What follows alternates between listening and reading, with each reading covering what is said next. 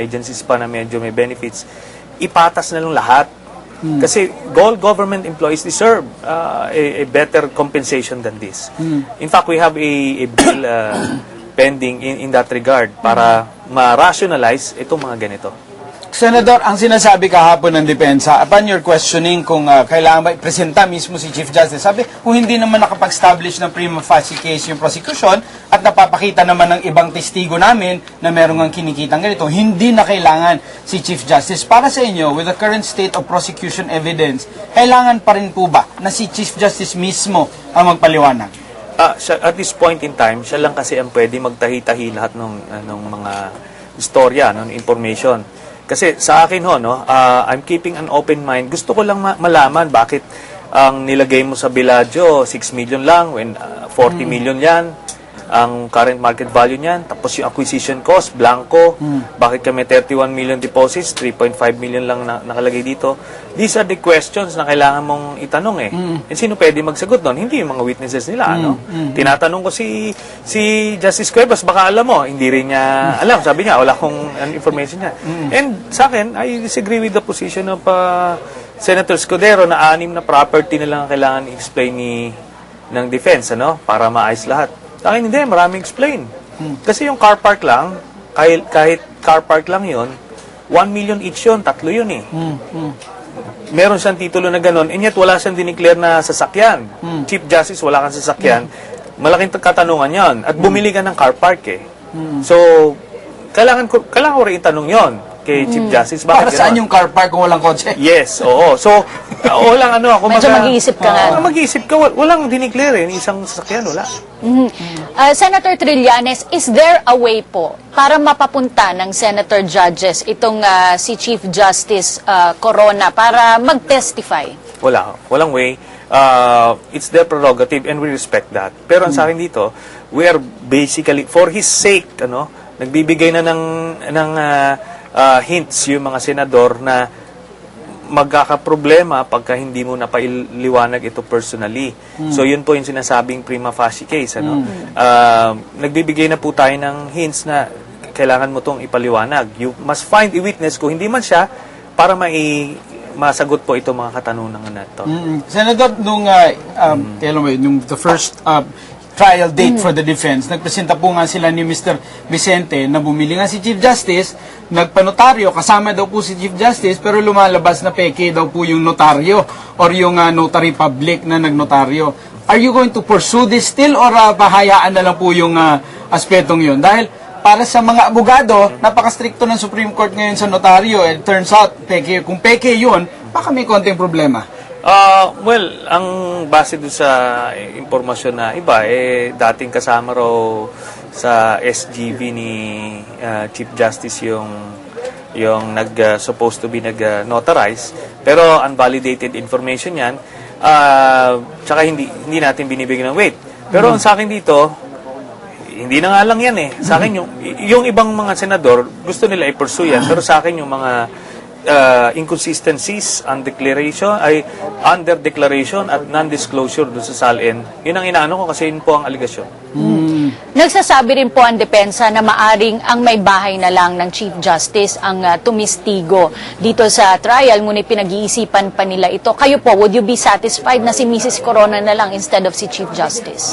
Sa akin po kahit sino na pwedeng masagot yung katanungan. Pero sa akin naman ganito, problema mo yan, bakit yung misis mo ang isusubo mo, medyo character issue yun, Pero that's him, kung ganyan po siya, na isasabak mo sa gera mo, yung asawa mo, ano po yan? Okay. Senador, while this is ongoing, tuloy-tuloy pa rin po yung kanyang pagiging Chief Justice. Yes. Kaya nga po, nakapagbigay po siya ng speech before the women judges. Paano po natin napapakita, through this process, paano napapakita ng mga senador na while you're after accountability, you're also after preserving the independence and integrity of the judiciary. Malinaw po ba yon sa mga senador? Yes. Yan po ang isang pinagkakaingatan natin. Kaya nga gusto natin anuhin lahat, makuha lahat ng information bago tayo mag-desisyon para to be fair to everybody. At yan po ang pinaka-importanting katanungan at the end of this trial is, ano ba ang ikabubuti ng ating bansa? Before po nag-start ang kanilang depensa, itong sila Chief Justice Corona, ay napakataas po ng expectation ng taong bayan dahil mga dekalibring lawyers po yung may hawak ng kaso ng punong mahistrado. Kayo po, with the 1 week na po tayo halos, ano po ang masasabi nyo so far sa naging takbo ng pagpipresenta ng depensa? I'm very disappointed. Lumalabas overrated, ano? Kasi they had much longer time to prepare. Alam nila sana kung paano na atakihin ito. Pero talagang nainip na nga ako. I had to say something about it na tipong sinasayang yung oras namin dito eh. Kung gusto nyo matulungan yung respondent, ito yung gusto namin malaman. Kumbaga, sinasabi na namin na dito nyo atakihin ito. Huwag na yung mga peripheral na yan. Kasi po, maikukumpara sa prosecution, Cathy, marahil dahil nagsimula nga yung prosecution with their strongest pieces of evidence. Yes. Yung hanggat sa SALN, ito, nagsimula sila dito sa proof of income at kung ano yung pinangkukuhanan niya. Itong strategiya kaya para malimutan muna at i-focus muna doon sa kakayahan. Do you have the patience for this, Senador? Hindi, bibigyan naman natin ng all the leeway, ano? Kaya nga pinapayagan ni Senate President lahat ng para hindi naman maano yung karapatan ni Chief Justice. Kaya kita mo kahit hinahayaan natin yung kay testimony ni Congressman Tiangco, hindi ko maintindihan ano ba ito? Tapos na tayo rito eh. 'Di ba? It's a prerogative nung mga congressman to sign it or not. And they have the rules. Walang rule na nag-violate. Even Congressman Tiangco couldn't cite any House rule that was violated dun sa pag-transmit. Wala eh. So all of that, ano lang yun eh. Parang chismis lang, parang gano'n eh. Mr. Senator, while this trial is ongoing here at the Senate, ay napansin po ng marami na nag-iikot po ang punong mahistrado, nagpapa-interview, sari-sari pong mga pahayag. Kayo po bilang Senator Judge, naapektuhan po ba kayo sa mga nagiging interview tungkol sa Chief Justice at sa mga pinapahayag niya? Yes, but in a negative way. It's working against him kasi yung actuation niya is definitely unbecoming of a Chief Justice. So, dapat he should be wary of that also. Kasi pagka umover na siya, it will reflect on his capacity and integrity as a Chief Justice. Senador, balikan ko po yung dalawang motion that you ruled upon this last Monday, I think. Yung motion to, yung penalty po para kay Atty. Aguirre at yung penalty po para sa defense team na dahil sa press con. Ano po yung inyong thoughts on the decision of the court na inadmonish lamang yung si Atty. Aguirre at pati din si Atty. Roy? Hindi, ni-reprimand si Atty. Roy. Ni-reprimand po pala so si Atty. it's Roy. a higher penalty. It's a higher penalty. So si Atty. Aguirre, inadmonish lang kasi na-preempt naman nung pag-alis niya sa prosecution, So, everybody was admonished na lang, So, itong si Atty. Roy, medyo mabigat yon sa isang abogado, yung reprimand. So, ko naman. Unanimous po ba, Senador, o meron pong gustong mas mabigat na mga parusa ang ibigay dito sa dalawa? If you're allowed to divulge the deliberations. Well, may mga ganong suggestion, pero ultimately, that decision, everybody respected the decision of the majority. Balikan ko lang po yung naging testimonya ni Congressman Tiangco. Kayo po, bahagi rin po kayo ng Kongreso, bagamat siya'y nasa mababang kapulungan.